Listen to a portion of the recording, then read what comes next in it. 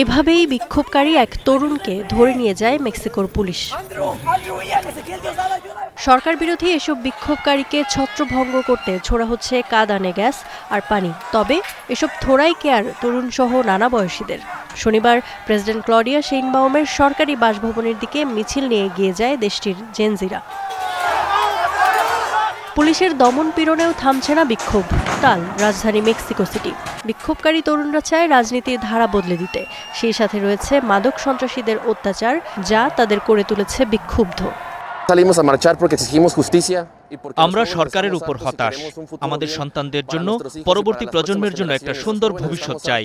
আমাদের আগের প্রজন্ম তাদের দায়িত্বটা ঠিকঠাকভাবে পালন করেনি, তাই আমাদের রাস্তায় নামতে হলো। আমরা প্রস্তুত। তরুণরাই রাজনীতির ভবিষ্যৎ। আমরা রাজনীতিকে ভেতর ও বাহির দুদিক থেকেই বদলে দেব।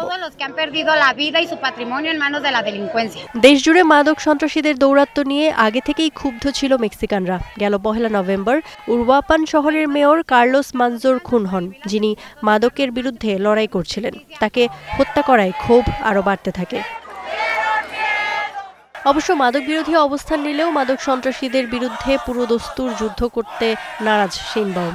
কারণ এর আগে যে সরকারই এমন পদক্ষেপ নিয়েছে তা শেষ হয়েছে রক্তক্ষয়ী পরিণতিতে। বন্ধ করা সম্ভব হয়নি মাদক পাচার। অবশ্য বিক্ষোভকে বিরোধী দলের চক্রান্ত বলে অভিহিত করেছেন প্রেসিডেন্ট শেইনবাউম। বাক স্বাধীনতা ও বিক্ষোভের স্বাধীনতায় আমরা বিশ্বাসী। তরুণরা যদি মনে করে তাদের কোনো দাবি আছে, তাহলে তারা বিক্ষোভ করতে পারে। তবে এসব বিক্ষোভ কারা আয়োজন করছে, এর পেছনে কারা আছে, তারা কি চাইছে, এসব সবার জানা দরকার, যাতে পরে কারো মনে না হয় যে তাদের ব্যবহার করা হয়েছে। এদিকে মেক্সিকোর প্রতিবেশী দেশ পেরুতেও চলছে জেনজিদের বিক্ষোভ। নৈতিক অধপতন ও দুর্নীতির অভিযোগে গেল মাসে অপসারণ করা হয় দেশটির প্রেসিডেন্ট দিনা বালুয়ার্তেকে। যদিও আগে থেকেই চাঁদাবাজি, সহিংসতা সহ নানা অপরাধ দমনে সরকারের ব্যর্থতা নিয়ে জনমনে ক্ষোভ ছিল। এর মাঝেই সম্প্রতি নতুন একটি পেনশন আইন করে সরকার, যেখানে 18 বছর বয়স হলেই বাধ্যতামূলকভাবে প্রত্যেককে পেনশন ফান্ডে যুক্ত হতে হবে, জমা দিতে হবে নির্দিষ্ট পরিমাণ অর্থ। আর এরপরই নতুন করে মাথাচাড়া দেয় বিক্ষোভ।